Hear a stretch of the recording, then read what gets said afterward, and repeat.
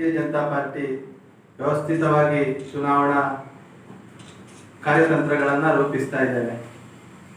ಈಗಾಗಲೇ 10 ಮಹಾಶಕ್ತಿ ಕೇಂದ್ರಗಳ ಸಭೆಗಳು 2 ಸಲ ನಡೆದಿದೆ. 68 ಶಕ್ತಿ ಕೇಂದ್ರಗಳ ಸಭೆಗಳು 2 ಬಾರಿ ನಡೆದಿದೆ. ಎಲ್ಲ ಬೂತ್ಗಳಲ್ಲಿ 233 ಎಲ್ಲ ಬೂತ್ಗಳಲ್ಲಿ ಬೂತ್ ಸಭೆಗಳು 2 ಬಾರಿ ನಡೆದಿದೆ. 80% ಬೂತ್ಗಳಲ್ಲಿ ಪ್ರಥಮ ಸುತ್ತಿನ ಅಭಿಯಾನ ಮುಗಿದಿದೆ.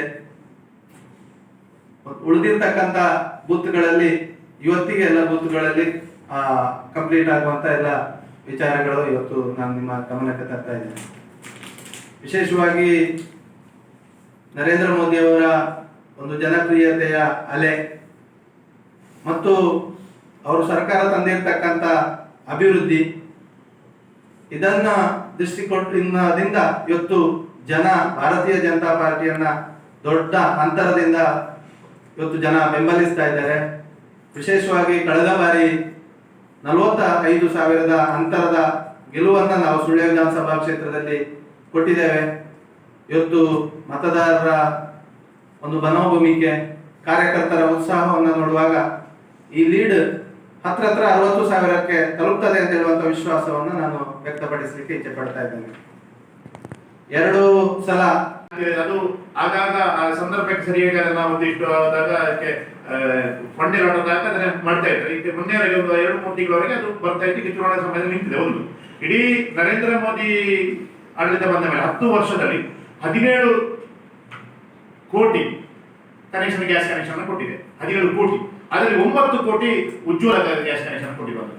ಇಡೀ ಕಾಂಗ್ರೆಸ್ ಸರ್ಕಾರ ಕೊಟ್ಟಿರುವಂತದ್ದು 12 ಕೋಟಿ ಕನೆಕ್ಷನ್. ಇಡೀ 60 ವರ್ಷದಲ್ಲಿ ಕಾಂಗ್ರೆಸ್ ಕೊಟ್ಟಿರುವಂತದ್ದು 12 ಕೋಟಿ ಕನೆಕ್ಷನ್. ನರೇಂದ್ರ ಮೋದಿ ಸರ್ಕಾರ ಬಂದ ಮೇಲೆ 17 ಕೋಟಿ ಗ್ಯಾಸ್ ಕನೆಕ್ಷನ್ ಸಂಪರ್ಕವನ್ನು ಕೊಟ್ಟಿದೆ. ಅದರಲ್ಲಿ 9 ಕೋಟಿ ಚಿಲ್ಲರೆ ಉಜ್ವಲ ಕನೆಕ್ಷನ್ ಅನ್ನು ಕೊಟ್ಟಿರುವಂತದ್ದು.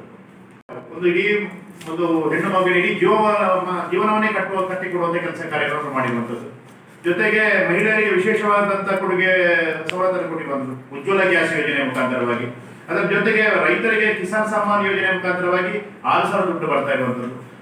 ಹವಾಮಾನ ಆಧಾರಿತ ಬೆಳೆ ವಿಮೆ ಮುಖಾಂತರವಾಗಿ ಒಬ್ಬೊಬ್ಬ ರೈತರಿಗೆ ಕನಿಷ್ಠ 48,000ರಿಂದ 4 ಲಕ್ಷ 5 ಲಕ್ಷದವರೆಗೆ ದುಡ್ಡು ಬಂದಿರುವಂತಹ ವಿಚಾರಗಳು.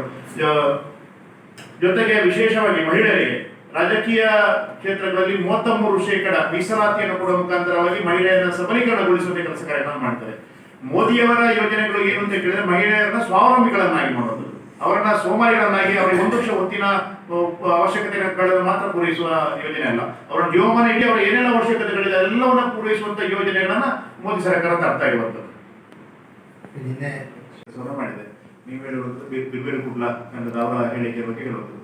ನಾವು ಇವತ್ತು ಅತ್ಯಂತ ಅಭಿಮಾನದಿಂದ ಇರುವಂತದ್ದು ಉದಯ ಕುಮಾರ್ ಪೂಜಾರಿ ಅವರ ಬಿರ್ಬೇರು ಕುಡ್ಲಾ ತಂಡವನ್ನ ಕಟ್ಟಿದಂತ ಉದಯ ಕುಮಾರ್ ಪೂಜಾರಿ ಭಾರಿ ಒಂದು ಒಳ್ಳೆಯ ಕೆಲಸವನ್ನ ಮಾಡ್ತಾ ಇರುವಂತ ಬೈಯುವಂತ. ಅವರು ಬಿರುವರು ಕುಡ್ಲಾ ಅಂತ ಹೆಸರಿಟ್ಟುಕೊಂಡ್ರು ಕೂಡ ಕೇವಲ ಬಿರುವರನ್ನು ಮಾತ್ರ ಅವರ ದೃಷ್ಟಿಯಲ್ಲಿ ಇಟ್ಟುಕೊಂಡು ಕೆಲಸ ಮಾಡುವಂಥದ್ದು. ಅವರ ಸೇವಾ ಚಟುವಟಿಕೆಗಳು, ಅವರ ಸಾಮಾಜಿಕ ಕಾರ್ಯಗಳು ಎಲ್ಲ ಸಮುದಾಯವನ್ನು ಮುಟ್ಟಿದೆ. ಕಳೆದ ಬಾರಿ ಸಂಸದರು ಕೂಡ ಅಷ್ಟೇ ಪ್ರತಿಯೊಂದು ಸಂದರ್ಭದಲ್ಲಿ ಕೂಡ ಬಿಲ್ ಅವರನ್ನ ವಿಶ್ವಾಸಕ್ಕೆ ಕೊಡ್ತಾ ಇದ್ರು. ಅವರು ಕೂಡ ಉದಯ ಪೂಜಾರಿ ಅವರು ಕೂಡ ಸಂಸದರೊಟ್ಟಿಗೆ ವಿಶ್ವಾಸತೆ ಕೆಲಸ ಮಾಡಿಕೊಂಡು ಈ ನಾರಾಯಣ ವೃತ್ತ ಕೂಡ ಅವರ ಪ್ರಯತ್ನ ದೊಡ್ಡ ಪ್ರಯತ್ನ ಇದೆ. ಮೊನ್ನೆ ಅವರಿಗೆ ಅಧಿಕೃತವಾಗಿ ಆಮಂತ್ರಣ ಕೊಡುವಂತ ಸಂದರ್ಭದಲ್ಲಿ ಸತೀಶ್ ಕುಂಬಲ್ ಅವರ ಆಮಂತ್ರಣ ಕೊಡ್ಲಿಲ್ಲ ಎನ್ನುವಂಥದ್ರ ಬಗ್ಗೆ ಒಂದು ಈಗ ಹರಿದಾಡ್ತಾ ಇರುವಂಥದ್ದು. ಅವರಿಗೆ ಆಮಂತ್ರಣ ನೇರವಾಗಿ ಮಾತಾಡಿಸುವಂತಹ ಸಮಯ ಆಗಲಿಲ್ಲ.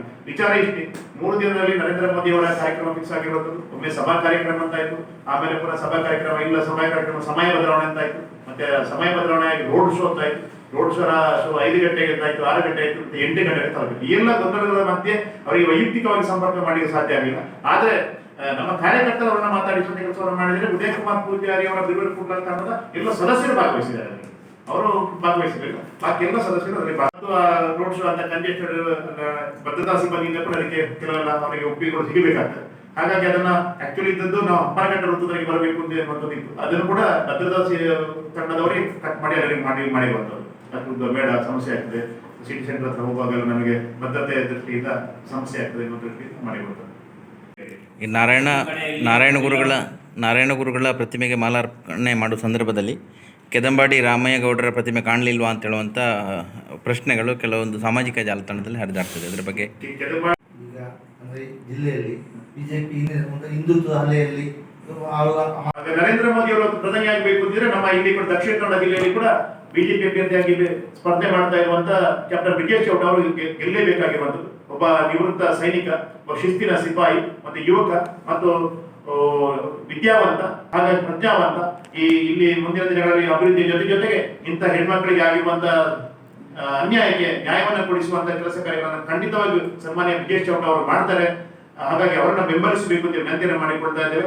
ಜೊತೆಗೆ ನೋಟಾ ಓಟ್ ಹಾಕಿ ಏನಾದರೂ ಸ್ವಲ್ಪ ಫಲಿತಾಂಶದಲ್ಲಿ ವ್ಯತ್ಯಾಸ ಆದರೆ ನಮ್ಮಲ್ಲಿ ಮತ್ತಷ್ಟು ಹೆಣ್ಣು ಮಕ್ಕಳಿಗೆ ಈ ರೀತಿಯಾದಂತಹ ಜೀವಕ್ಕೆ ತೊಂದರೆ ಆಗುವಂಥದ್ದು, ಅವರ ಮಾನಭಂಗ ಆಗುವಂತ ಘಟನೆಗಳು ನಡೆಯಬಹುದು. ನಾವು ನೋಡಬಹುದು. ಈಗ ಉಲ್ಲೇಖ ಮಾಡಿದ್ರು, ಹುಬ್ಬಳ್ಳಿಯ ನೇಹ ಒಬ್ಬ ಕಾಂಗ್ರೆಸ್ನ ಕಾರ್ಪೊರೇಟರ್ ಮಗಳಿಗೆ ಈ ರೀತಿ ಆಗುವಂತ ಸಂದರ್ಭದಲ್ಲಿ ನಮ್ಮ ಸನ್ಮಾನ್ಯ ಗೃಹ ಸಚಿವರು ಯಾವ ರೀತಿ ಹೇಳಿಕೆಯನ್ನು ಕೊಟ್ಟರು, ಸನ್ಮಾನ್ಯ ಮುಖ್ಯಮಂತ್ರಿಗಳು ಯಾವ ರೀತಿ ಹೇಳಿಕೆಯನ್ನು ಕೊಟ್ಟರು ಅಂತ ನಾವು ಗಮನಿಸಿದ್ದೇವೆ.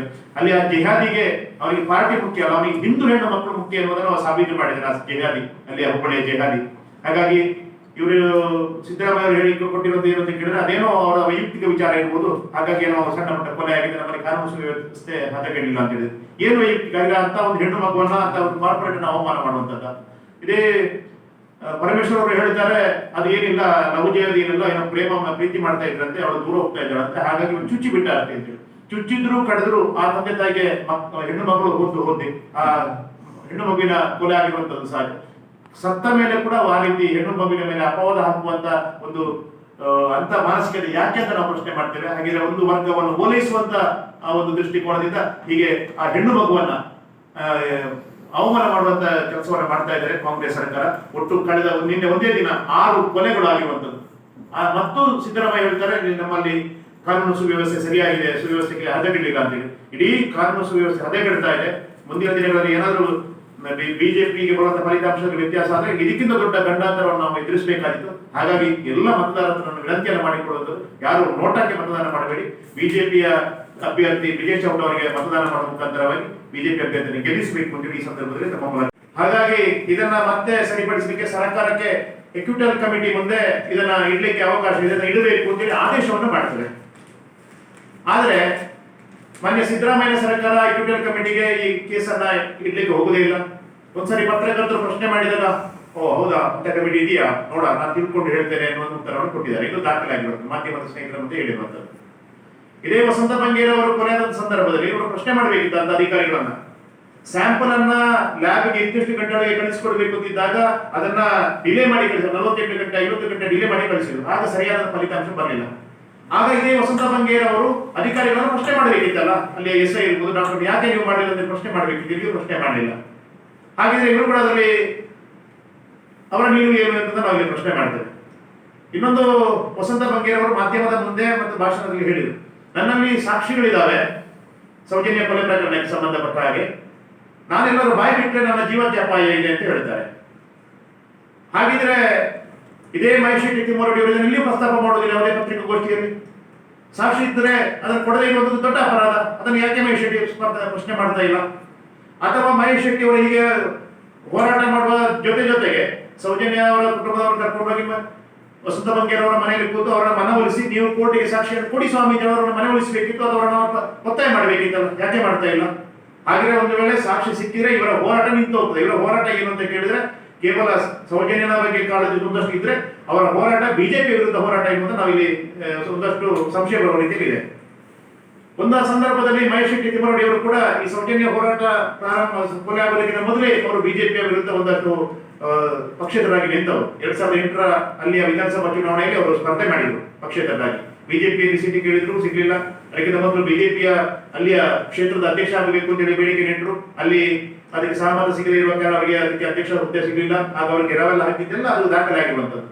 ಅವರು 7,000 ಓಟನ್ನು ಆ ಸಂದರ್ಭದಲ್ಲಿ ತಗೊಂಡಿದ್ರು, ಸೋತಿದ್ರು. ಆ ಸಂದರ್ಭದಲ್ಲಿ ಗೆದ್ದದ್ದು ವಸಂತ ಬಂಗೇರ್ ಅವರು ಗೆದ್ದದ್ದು, ನಮ್ಮ ಬಿಜೆಪಿ ಅಭ್ಯರ್ಥಿ ಪ್ರಭಾಕರ್ ಬಂಗೇರ್ ಅವರು ಸೋತದ್ದು. ಹಾಗಿದ್ರೆ 2008ರಿಂದ ಇವರಿಗೆ ಬಿಜೆಪಿ ಮೇಲೆ ಒಂದು ರೀತಿಯ ದ್ವೇಷ ಇದೆ. ಆ ದ್ವೇಷವನ್ನ ಸಾಧಿಸಲಿಕ್ಕೆ ಬೇಕಾಗಿ ಈ ಸೌಜನ್ಯನ ಹೋರಾಟವನ್ನು ಕೂಡ ಅವರು ಬಳಕೆ ಮಾಡಿದ್ದಾರೆ ಎನ್ನುವಂಥದ್ದು ಸಂಶಯ ಬರುವಂಥದ್ದು. ಹಾಗಾಗಿ ಈ ಎಲ್ಲ ವಿಚಾರವನ್ನು ಇಟ್ಟುಕೊಂಡು ಅವರ ನೋಟ ಮಾಡಲಿಕ್ಕೆ ಪ್ರಚೋದನೆ ಕೊಡುವಂಥದ್ದು ಬಿಜೆಪಿ ಮತದಾರರಿಗೆ ಮಾತ್ರ.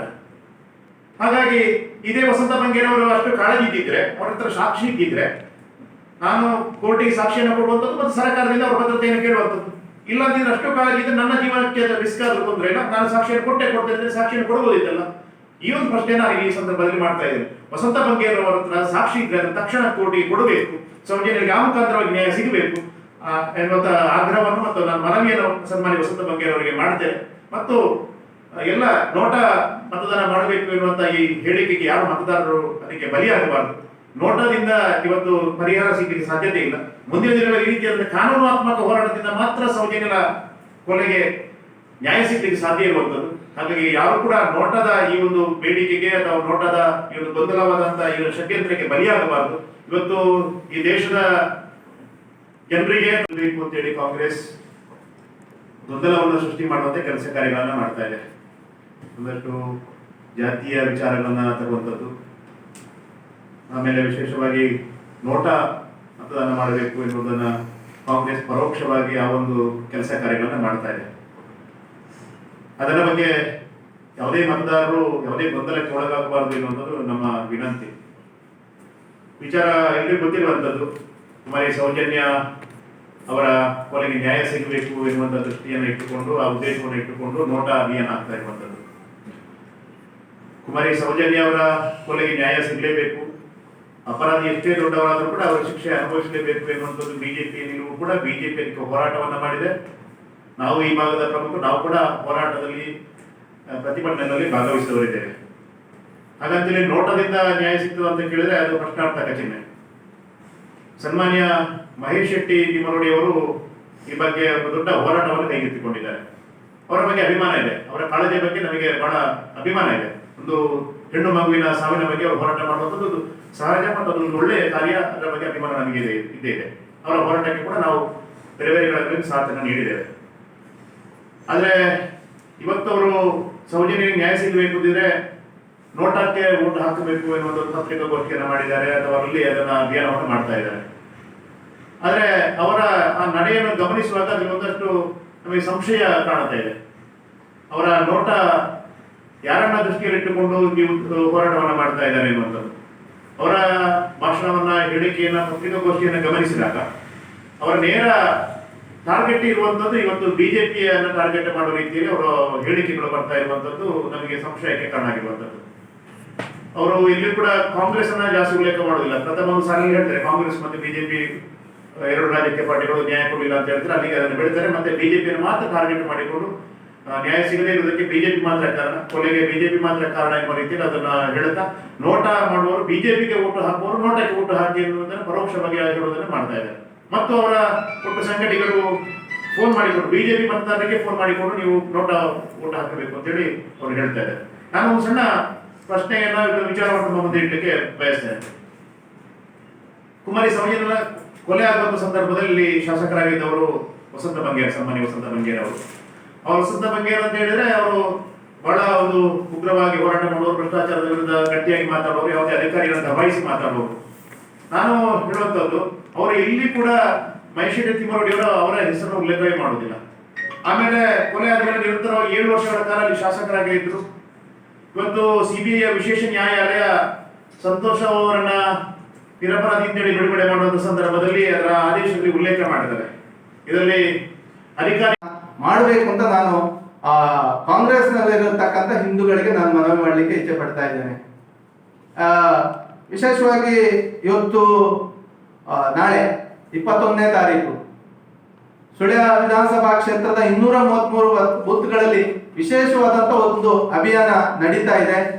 ಎಲ್ಲಾ ಕಾರ್ಯಕರ್ತರು ಆ ದಿವಸ ಪ್ರತಿಯೊಂದು ಕಾರ್ಯಕರ್ತರು ತಮ್ಮ ತಮ್ಮ ಬೂತ್ಗಳಲ್ಲಿ ನಾನು ಸೇರಿಸಿ ಶಾಸಕರು ಇರಬಹುದು ಅಥವಾ ನಾವೆಲ್ಲ ಪ್ರಮುಖರು ನಮ್ಮ ಬೂತ್ಗಳಲ್ಲೇ ಇದ್ದು ನಾಳೆ ಅಭಿಯಾನದಲ್ಲಿ ಪಾಲ್ಗೊಳ್ತಾ ಇದ್ದೇವೆ. ಅದು ಅತ್ಯಂತ ಯಶಸ್ವಿಯಾಗಿ ಹತ್ರ ಒಂದು 10,000ದಷ್ಟು ಕಾರ್ಯಕರ್ತರು ನಾಳೆ ಒಂದೇ ದಿವಸ ತಮ್ಮ ತಮ್ಮ ಬೂತ್ಗಳಲ್ಲಿ ಕೆಲಸ ಕಾರ್ಯಗಳನ್ನ ಮಾಡ್ತಾರೆ. ಮನೆ ಭೇಟಿ ಅಂದ್ರೆ ವಿಶೇಷವಾದ ಅಭಿಯಾನದ ಮುಖಾಂತರ ಮನೆ ಭೇಟಿಯನ್ನ ಮಾಡ್ತಕ್ಕಂಥ ಕೆಲಸ ಕಾರ್ಯಗಳನ್ನ ಮಾಡ್ತಾರೆ. ಒಂದೇ ದಿವಸ ಒಂದೇ ದಿವಸ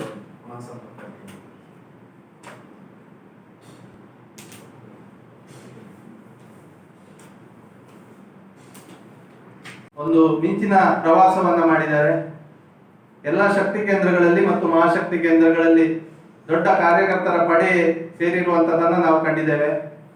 ಜನ ವಿಶ್ವಾಸದಿಂದ ಇವತ್ತು ನಮ್ಮೊಟ್ಟಿಗೆ ಕೆಲಸ ಕಾರ್ಯಗಳನ್ನ ಮಾಡ್ತಾ ಇದ್ದಾರೆ.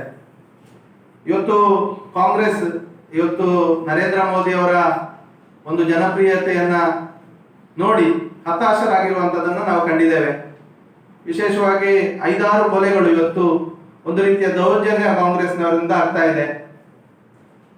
ತಾವು ನೋಡಿರ್ಬೋದು, ಮಡಿಕೇರಿಯಲ್ಲಿ ಒಂದು ಬಿಜೆಪಿ ಕಾರ್ಯಕರ್ತನ ಮೇಲೆ ಕಾರು ಹತ್ತಿಸಿ ಕೊಲೆ ಮಾಡಿರ್ತಕ್ಕಂಥದ್ದು, ಅಥವಾ ಜೈ ಶ್ರೀರಾಮ್ ಘೋಷಣೆ ಕೂಗಿದವರ ಮೇಲೆ ಇವತ್ತು ಹಲ್ಲೆ ಮಾಡ್ತಕ್ಕಂಥದ್ದು, ಅಥವಾ ಮೈಸೂರಿನಲ್ಲಿ ಮೋದಿಯವರ ಜೈಕಾರ ಹಾಕುವಾಗ ಅವರಿಗೆ ಮಾರಣಾಂತಿಕವಾಗಿ ಹಲ್ಲೆ ಮಾಡಿರ್ತಕ್ಕಂಥದ್ದನ್ನ ನಾವು ಕಂಡಿದ್ದೇವೆ. ಒಂದು ರೀತಿಯ ಹತಾಶೆ ಇವತ್ತು ಕಾಂಗ್ರೆಸ್ನವರಲ್ಲಿ ಕಾಡ್ತಾ ಇರುವಂತದನ್ನ ನಾವು ಕಂಡಿದ್ದೇವೆ. ಅದನ್ನ ದಬ್ಬಾಳಿಕೆ ಮಾಡುವುದರ ಮುಖಾಂತರ ನಮ್ಮ ಪರವಾಗಿ ಮಾತನಾಡಬೇಕು ಅಂತ ಹೇಳುವಂತಹ ಒಂದು ಯೋಚನೆಯಿಂದ ಈ ರೀತಿಯ ಕುಕೃತ್ಯಗಳನ್ನ ಮಾಡ್ತಾ ಇದ್ದಾರೆ. ವಿಶೇಷವಾಗಿ ತಾವೆಲ್ಲರೂ ಕಂಡಿರಬಹುದು, ನೇಹಾ ಅವರ ಒಂದು ಕೊಲೆ. ಇವತ್ತು ಕಾಂಗ್ರೆಸ್ನವರೇ ನಂಬಿಕೆ ಇಲ್ಲದಂತ ಸ್ಥಿತಿ ಇವತ್ತು ನಿರ್ಮಾಣ ಆಗಿದೆ. ಆ ಕಾಂಗ್ರೆಸ್ನ ಕಾರ್ಪೊರೇಟ್ರು, ನೇಹಾಳ ತಂದೆ ಕಾಂಗ್ರೆಸ್ನ ಕಾರ್ಪೊರೇಟ್ರು, ನಿನ್ನೆ ಅವರ ಮನೆಗೆ ಪ್ರಹ್ಲಾದ್ ಜೋಶಿ ಅವರು ಹೋದಾಗ ಇದು ಕಾಂಗ್ರೆಸ್ ಸರ್ಕಾರದಿಂದ ಏನು ಈ ತನಿಖೆ ಅದು ಯಶಸ್ವಿಯಾಗಿ ಆಗುವುದಿಲ್ಲ, ಏನಾದ್ರೂ ಇದರಲ್ಲಿ ತನಿಖೆಯ ಫಲಿತಾಂಶ ಆಗಬೇಕು ಅಂತ ಹೇಳಿದ್ರೆ ನಿಮ್ಮಿಂದ ಬಿಜೆಪಿಯವರಿಂದ ಮಾತ್ರ ಸಾಧ್ಯ ಅಂತ ಹೇಳುವಂತದನ್ನ ನೇಹಾಳ ತಂದೆ ಪ್ರಹ್ಲಾದ್ ಜೋಶಿ ಅವರಲ್ಲಿ ಹೇಳಿರುವಂತದನ್ನ ತಾವೆಲ್ಲರೂ ವರದಿ ಮಾಡಿರುವಂತದನ್ನ ನೀವು ನೋಡಿರ್ಬೋದು. ಇವತ್ತು ಆ ರೀತಿಯ ಯೋಚನೆ ಇವತ್ತು ಕಾಂಗ್ರೆಸ್ನವರಿಗೆ ಬಂದಿದೆ. ಆ ಹಿನ್ನೆಲೆಯಲ್ಲಿ ಕಾಂಗ್ರೆಸ್ನ ಹಿಂದೂಗಳು ಯೋಚನೆ ಮಾಡಬೇಕು. ಮತ್ತೆ ಇವತ್ತು 10%ಕ್ಕಿಂತ ಹೆಚ್ಚು ಮತಗಳು ಇವತ್ತು ಕಾಂಗ್ರೆಸ್ನ ಹಿಂದೂ ಮತಗಳಿದೆ. ಆ ಹಿಂದೂಗಳು ಯೋಚನೆ ಮಾಡಬೇಕು. ಮುಂದೆ ಹಿಂದೂಗಳು ನಾವೆಲ್ಲರೂ ಧೈರ್ಯವಾಗಿ ಬೀದಿಯಲ್ಲಿ ನಾವು ಹೋಗಬೇಕು.